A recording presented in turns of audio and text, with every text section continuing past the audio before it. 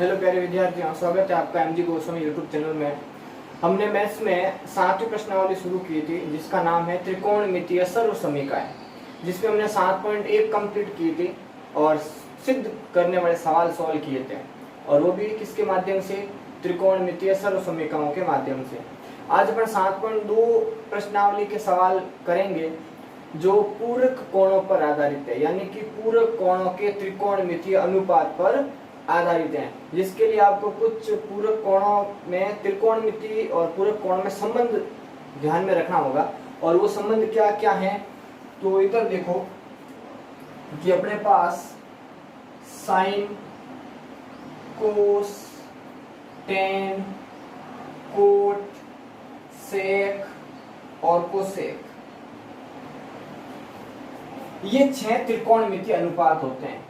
इनका पूरक कोण, पूरक का मतलब होता है ऐसे दो कोण जिनका योग 90 डिग्री हो, उन्हें अपन पूरक कोण कहते हैं।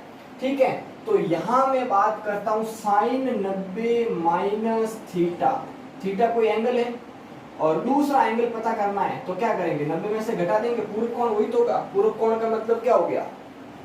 दो कोणों का योग 90 होना चाहिए, तो एक कोण थीटा है, दूसरा कितना हो जाएगा? 90 माइनस थीटा। तो साइन 90 माइनस थीटा होता है, ये किसके बराबर होगा? तो ये होता है कोस थीटा के बराबर, यानी कि cos theta sine 90 minus theta के बराबर होता है। इसी प्रकार कोस 90 माइनस थीटा किसके बराबर हो जाएगा? तो साइन थीटा के बराबर, एक दूसरे के उल्टे, मतलब इनका एक दूसरे का उल्टा काम है। अब इनमें वापिस तो टेन 90 माइनस थीटा बराबर हो जाएगा कोट थीटा, तो कोट का क्या हो जाएगा? कोट 90 माइनस थीटा क्या हो जाएगा? टेन थीटा हो जाएगा, मतलब इनका वापिस से उल्टा हो गया। फिर सेक की बात करें तो सेक 90 माइनस थीटा क्या हो जाएगा? तो वो हो जाएगा कोसेक थीटा, और कोसेक 90 माइनस थीटा क्या हो जाएगा? Sec theta. ठीक है, ये सवाल, ये जो फॉर्मूले हैं वो आपको ध्यान में रखना है, जिसके आधार पर अपन क्वेश्चन सॉल्व करेंगे। ठीक है, ये पता नहीं तो फिर क्वेश्चन सॉल्व नहीं होने वाले हैं। ठीक है, इन चीजों का ध्यान रखना है। क्लियर है यहाँ तक मामला? ठीक है, अब ये याद रहेंगे तो अपन इन फॉर्मूलों के आधार पर सवालों को हल करेंगे। तो देखते हैं, पहले अपन प्रश्नों की बात करेंगे, अब इनके बाद में ये आगे बात यहाँ तक समझ में। ठीक है, ये ध्यान में रखना है। अब देखो आगे प्रश्न सॉल्व करेंगे। सबसे सरलतम सवाल की बात करूं मैं, सरल से सरल सवाल, जैसे यहाँ दिया हुआ है कोस 37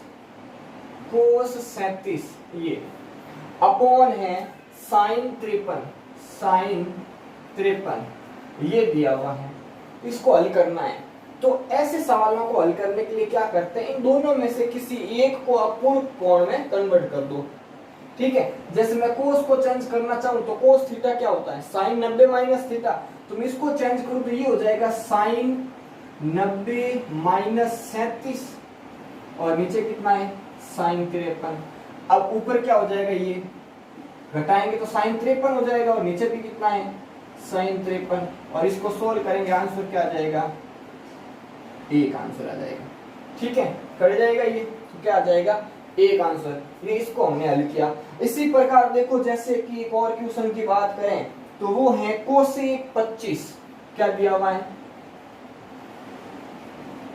कोसेक 25 माइनस सेक 25। तो इसमें भी यही करना है, या इसको चेंज कर दो चाहे इसको चेंज कर दो। तो ये क्या हो जाएगा? कोसेक 25 का मतलब क्या हो गया? सेक 90 माइनस 25।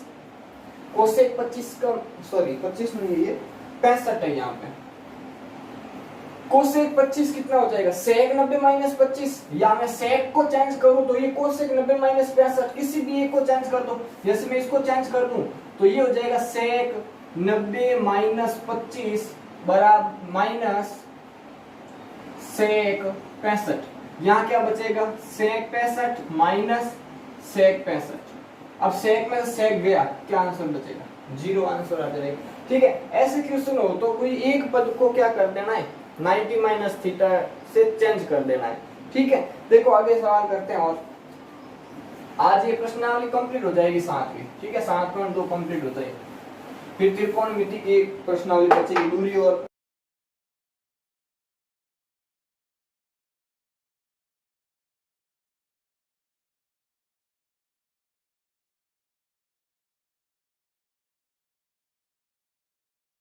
अब देखो अगला सवाल, अगले सवाल की बात करें तो वो है सिद्ध कीजिए कि क्या सिद्ध करना है।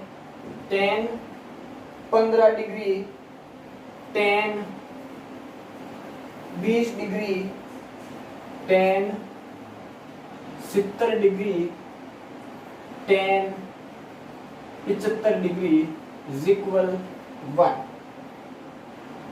ठीक है, ये सिद्ध करना है। तो इसको अपन कैसे सिद्ध करेंगे, देखो तो इसको सिद्ध करना है तो अपन चेंज करेंगे। क्या क्या चेंज कर रहे हैं, ये tan 15 है, ये क्या दिया हुआ है tan 15 दिया हुआ है। ठीक है, ये tan 20 है, तो या तो इनको चेंज कर दो इनके पदों में, या इनको चेंज कर दो इनके पदों में। मतलब अपन क्या लिख सकते हैं, देखो इसको मैं ऐसे रहने दे रहा हूं जैसे मैंने लिख दिया, ये tan 15, ये tan 20, और इसको क्या लिख सकते हैं, कोट 90 माइनस 70, और ये क्या हो जाएगा कोट 90 माइनस 75। ये हो गया, ये अपन लेफ्ट हैंड साइड सॉल्व कर रहे हैं। क्लियर है, ये tan 15, tan 20, ये कितने हो जाएंगे कोट 20 और ये कोट 15।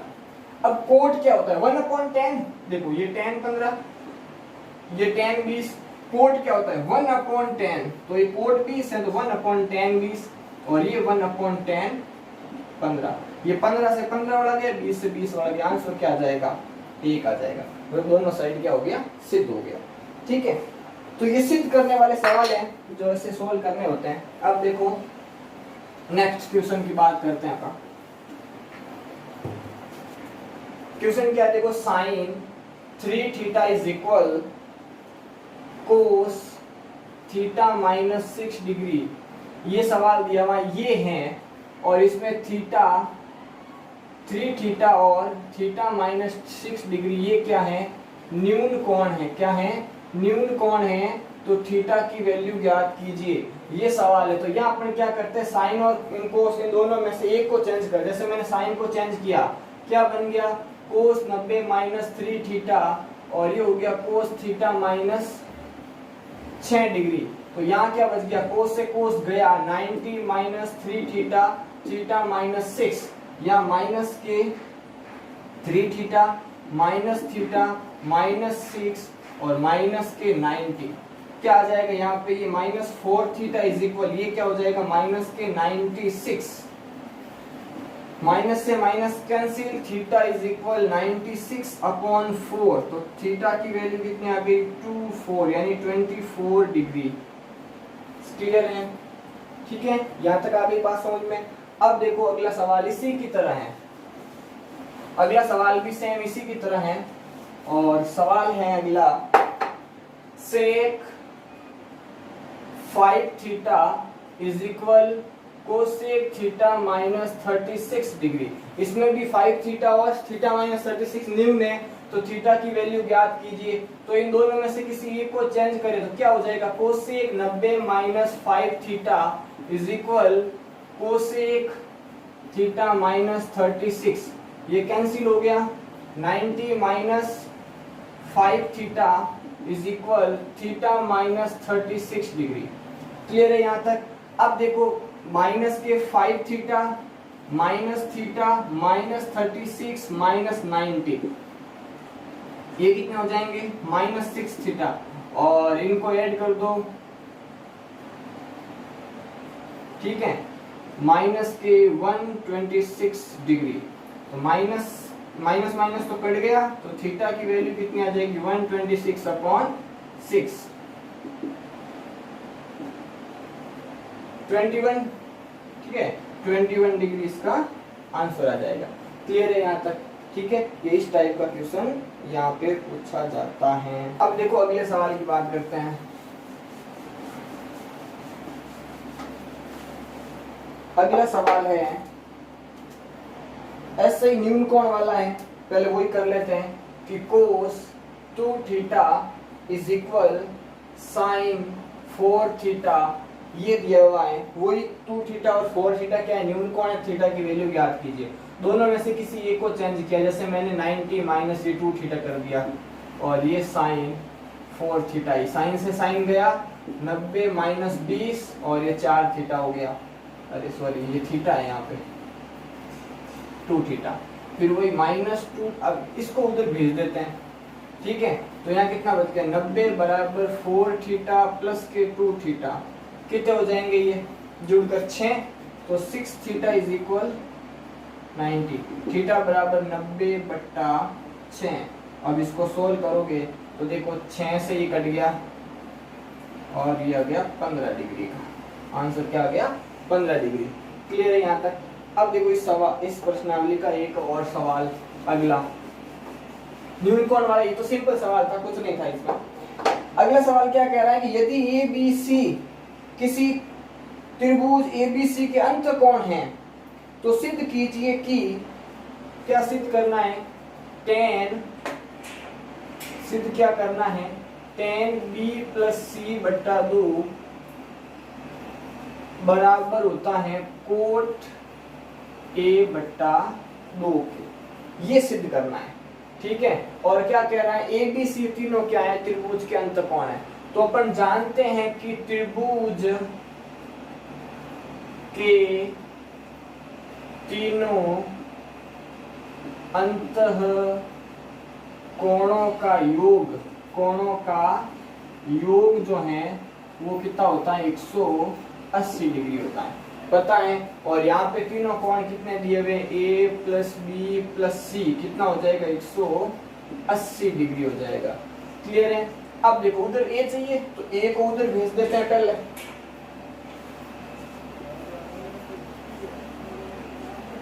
बी सी को उधर भेजते हैं, देखो ये ए इधर ही है, बराबर कितना हो जाएगा 90, बी और सी तो प्लस में ही है, ए को भेजना पड़ेगा। तो ये देखो बी प्लस सी, ए को भेजा उधर, कितना हो गया माइनस ए चला गया।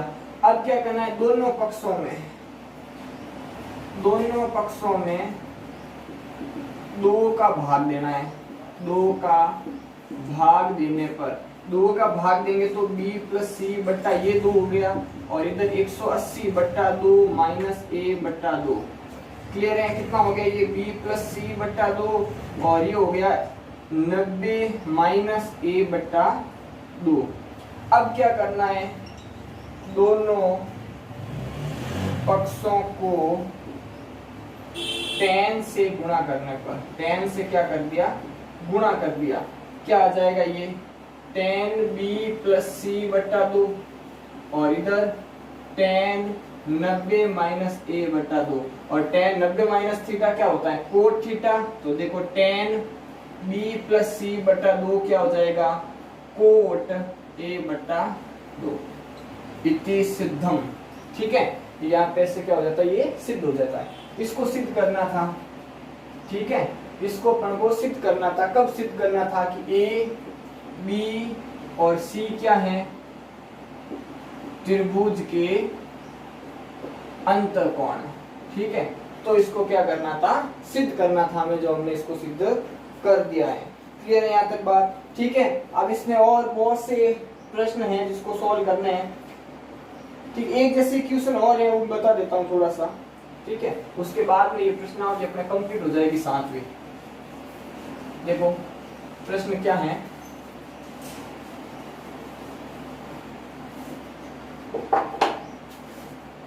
प्रश्न है कि निम्न को थीटा से 0 डिग्री से 45 डिग्री के कोणों के त्रिकोणमितीय अनुपातों में व्यक्त कीजिए। मतलब इसका मतलब ये हो गया, अपन को दिया हुआ है sine 81 degree plus sine 71 degree. तो ये कह रहा है ये जो कोण दिए हुए हैं ये कोण 45 से ज्यादा है, तो इन कोणों को 0 से 45 के बीच का करना है। बस कितना करना है, 0 से 45। तो कैसे करेंगे, इसको अपन चेंज कर सकते हैं ना, कोस 90 माइनस 81 प्लस कोस 90 माइनस 71। ठीक है, ये कितना हो जाएगा, कितना हो जाएगा कोस 9, ये हो गया कोस 9 डिग्री प्लस ये कितना हो जाएगा कोस 19 डिग्री। तो ये 0 और 45 के बीच का कोण है। इस प्रकार सिद्ध करना। ये दिए गए निम्न का मतलब ये निम्न है, ये दिया हुआ सवाल है, तो दिए गए सवाल में क्या करना है, ये जो कोण दिए गए हैं वो 0 से 45 डिग्री के त्रिकोणमितीय अनुपातों में व्यक्त कीजिए। तो हमने इसको व्यक्त कर दिया है। क्लियर है यहाँ तक? ठीक है, तो इसके साथ अपनी जो 7वीं प्रश्नावली है, 7वीं प्रश्नावली ये कंप्लीट हो गई है। 6ठी प्रश्नावली हमने पहले कर ली थी, ठीक है, 7.1 इससे पहले कंप्लीट की थी। अब एक त्रिकोणमिति की और है 8वीं प्रश्नावली, जिसका नाम है ऊंचाई व दूरी। ठीक है, और इस ऊंचाई और दूरी को अपन शुरू, तो देखो अगली प्रश्नावली शुरू कर देते हैं आज अपन। ठीक है, क्या है उसमें वो चीज समझा देता हूं मैं। तो देखो अगली प्रश्नावली है ऊंचाई एवं दूरी। ठीक है, और ऊंचाई और दूरी ज्ञात करनी है, तो कैसी ऊंचाई और कैसी दूरी? तो एक सिंपली बात करूं मैं, तो अपन को क्या क्या दिया हुआ मिल सकता है, जैसे कि कोई मीनार, कोई वृक्ष, कोई मकान हो सकता है, कोई टावर हो सकता है, कोई पहाड़ हो सकता है, ठीक है, नदी के ऊपर बना हुआ पुल है, इस टाइप की चीज दी रखी होगी। ठीक है, जैसे मैं बात करूं, ये एक इमारत दी हुई है, एक टावर दिया, मान लेते ये एक टावर है। अब यहाँ सवाल क्या क्या बनेगा, किस टाइप, अभी टावर दे दिया तो इस टावर में क्या होगा कि सबसे पहले दिख रहा है कि टावर की ऊंचाई क्या हो सकती है। ठीक है, एक कहते हैं कि टावर के पास, टावर से कुछ दूरी पे यहाँ पे कोई व्यक्ति खड़ा है और इस टावर के ऊपर कोई अन्य व्यक्ति खड़ा है, तो ये अन्य व्यक्ति इस व्यक्ति को देख रहा है, ये यहाँ से इसको देख रहा है इस प्रकार। ठीक है, ये यहाँ पे देख रहा है इस व्यक्ति को, और ये व्यक्ति कुछ दूरी पे खड़ा है। ठीक है, मान लो ये दूरी x है, ये x हाइट हो गई, तो पूछा जा सकता है x कितनी है, यानी कि ये जो टावर, इस टावर के नीचे वाले बिंदु से, इसको अपन पाद बिंदु कहेंगे। ठीक है, सबसे नीचे वाला बिंदु जो है, जहां से इमारत बनी हुई है, टावर जहां से जुड़ा हुआ है, उस बिंदु से व्यक्ति की दूरी कितनी है वो। ठीक है, या फिर ये दूरी पूछी जाए, मान लेते ये दूरी y है, तो ये दूरी भी पूछ सकते हैं कि y कितनी है। अब दिया हुआ क्या होगा, अपन को कैसे ज्ञात करें? अब इन तीनों में से कोई एक पूछेगा और एक दी हुई होगी। जैसे मान लो ऊंचाई ज्ञात करनी है, हो सकता है x की वैल्यू दी हुई हो, अपन को वैल्यू कोई एक दी हुई होगी, इन तीनों में से कोई एक वैल्यू दी हुई होगी, और बाकी दोनों वैल्यू भी पूछ सकते हैं, लेकिन साथ में एक और चीज अपन को दी रखी होगी, वो दी हुई होगी कोण। कौन सा कोण दिया होगा? तो यहाँ पे मान लेते थीटा कोण दिया हुआ है, तो ये थीटा कोण दिया हुआ होगा। आ गई बात समझ में? अब ये जो कोण है वो दो प्रकार के होंगे, जो कोण दिए हुए वो दो प्रकार के होंगे। कौन कौन से? एक होगा उन्नयन कोण, उन्नयन कोण, एक होगा अवनमन कोण, अवनमन कोण।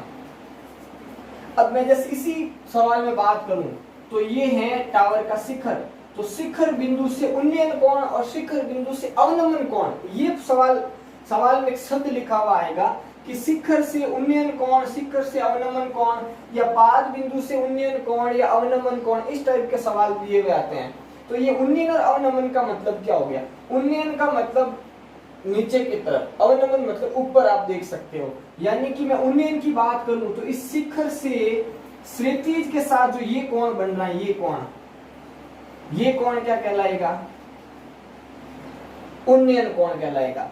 ठीक है, ये वाला। और क्षैतिज के साथ जो ये कोण बन रहा है, ये कोण ऊपर की तरफ जो कोण बन रहा है, ये कहलाएगा कौन सा? अवनमन कोण कहलाता है। क्लियर है बात? अब यहाँ देखो ये एकांतर बन रहे हैं, इसलिए ये दोनों कोण आपस में क्या होते हैं? बराबर। जैसे मान लो ये कोण दे दिया 30 डिग्री, तो ये भी कितना होगा? 30 डिग्री होगा। तो उन्नयन अवनमन समझ गए, कंफ्यूज होने की बात ही नहीं है। उन्नयन कहे तो नीचे वाला कोण लेना है, अवनमन कहे तो ऊपर वाला कोण लेना है। इस प्रकार से सवाल आता है यहाँ पे। ठीक है, तो ऊंचाई और दूरी पे इस प्रकार का सवाल है। और किस टाइप का? जैसे एक ये टावर है, ये एक मकान है।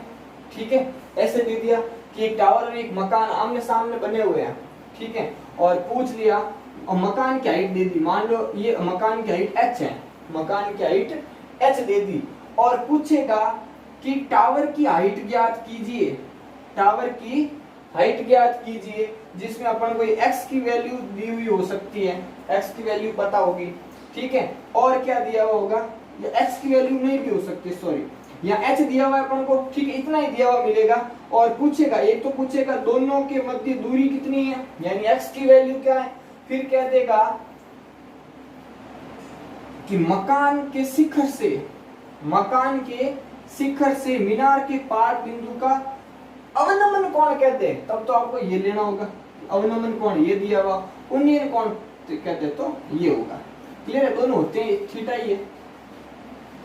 और क्या पूछेगा, हाइट, या कोण ये नहीं देके ये भी कह सकता है कि टावर के शिखर से मकान के शिखर का अवनमन कोण या उन्नयन कोण दिया हुआ हो, ये दिया हुआ हो तो टावर की ऊंचाई ज्ञात कीजिए। इस टाइप का सवाल। पेड़ पर आधारित सवाल कैसे होगा कि एक पेड़ है और वह पेड़ जमीन से, भूमि से कुछ ऊंचाई दे देगा। जैसे सपोज कह दिया कि भूमि से 3 मीटर की ऊंचाई से टूटता है, 3 मीटर मान लो यहां से टूट गया, और पेड़ का जो शिखर है वो टूटने के बाद जमीन को टच करता है। इस प्रकार ये शिखर यहाँ टच कर रहा है और जमीन के साथ थीटा डिग्री का एंगल बना, जहां मान लेते हैं वो 60 डिग्री का एंगल बना रहा है। तो प्रारंभ में वृक्ष की ऊंचाई कितनी थी, ये पूछा है। प्रारंभ में मतलब ये टोटल ऊंचाई कितनी है, प्रारंभ में ऊंचाई कितनी थी ये पूछ सकता है। या फिर जिस बिंदु से टूटा है उस बिंदु से शिखर तक की ऊंचाई कितनी है, ये भी पूछा जा सकता है। ये हाइट भी पूछ सकते हैं कितनी होती है। ये पेड़ पर आधारित सवाल होते हैं, ठीक है। अब नदी पर आधारित सवाल कैसे होंगे, तो नदी पे आधारित कुछ इस प्रकार है कि एक नदी है और उस नदी के मध्य में, एक नदी के मध्य में पुल बना हुआ है, ठीक है। और नदी के किनारे, जैसे ये नदी यहाँ बहेगी तो ये प्रथम किनारा, ये दूसरा किनारा, ठीक है, इस प्रकार है। तो यहाँ नदी पर एक पुल बना हुआ है, टापू है, या मान लेते एक टापू है, ठीक है। नदी के मध्य में एक छोटा सा टापू बना हुआ है, इसके ऊपर एक पेड़ है, ठीक है, ये पेड़ दे दिया। फिर क्या दे देगा, इसके साथ साथ ये नदी की चौड़ाई दे दी कि कुल चौड़ाई ये है, कुल चौड़ाई दे दी। नदी की चौड़ाई का मतलब किनारों से है, तो पूछेगा प्रत्येक किनारे से पेड़ की दूरी कितनी है, इस किनारे से यहाँ तक कितनी दूरी, यहाँ से यहाँ तक कितनी दूरी है। और अपन को साथ में ये कोण दे रखा होगा, ये थीटा दे देंगे, अवनमन या उन्नयन, और पूछेंगे ये दूरी कितनी है। क्लियर है, यहाँ तक बात आई समझ में।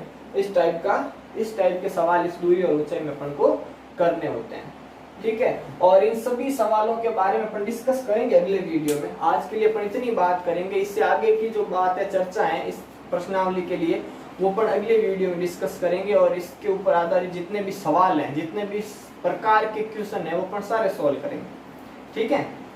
और बाकी 7वीं प्रश्नावली को बड़े ढंग से मिला लेना, एक एक सवाल मिलाना है, क्योंकि उस प्रश्नावली में से 6 नंबर का एक सीधा सा बड़ा क्वेश्चन पूछा जाता है और 6 नंबर के सवाल में 3-3 नंबर के 2 प्रश्न होंगे, ठीक है। और पहले ही बताया था मैंने, 7वीं प्रश्नावली में से ऐसे 2 क्वेश्चन होंगे, ये 3-3 नंबर के, इन टोटल 6 नंबर। फिर अथवा में भी 2 सवाल, तो इन दोनों में से या तो ये दोनों करने होंगे या ये दोनों करने होंगे, है दोनों ही 6 नंबर के, एक अटेंड करना है आपको सवाल, तो ठीक है। ये मेन क्वेश्चन, इसमें 2 क्वेश्चन दिए हुए होंगे, तो 6 नंबर की प्रश्नावली है 7वीं, और सीधा एक 6 नंबर का सवाल आता है। और 6 नंबर पता है पास या फेल करने के लिए बहुत होते हैं, परसेंटेज में मायने रखते हैं, ठीक है। 6वीं प्रश्नावली में से 1-1 नंबर के सवाल आते हैं, ठीक है, ये ध्यान में रखना है। और अपन अगले वीडियो में ऊंचाई और दूरी के बारे में सवाल सॉल्व करेंगे। तो आज के लिए बस इतना ही। वीडियो को लाइक और शेयर जरूर करें, चैनल को सब्सक्राइब करें, जितने भी साथी बंधु हैं उन तक ये वीडियो पहुंचाएं, उनको फायदा होगा। 30 तारीख को एग्जाम है मैथ का, ठीक है, तो तैयारी जम के करनी है, ठीक है। तो आज के लिए बस इतना ही, धन्यवाद, थैंक यू।